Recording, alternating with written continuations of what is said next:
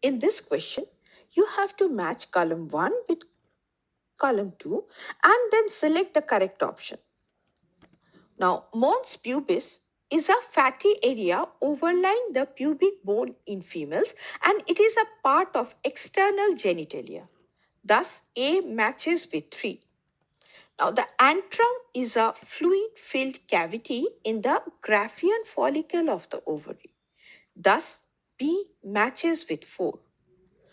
Trophoectoderm is the outer layer of the blastocyst that contributes to the formation of placenta and supports embryo development.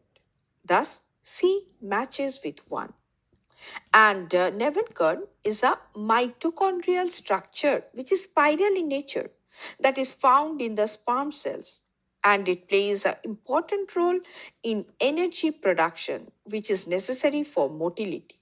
Thus, D matches with 2. Hence, the correct answer is option D.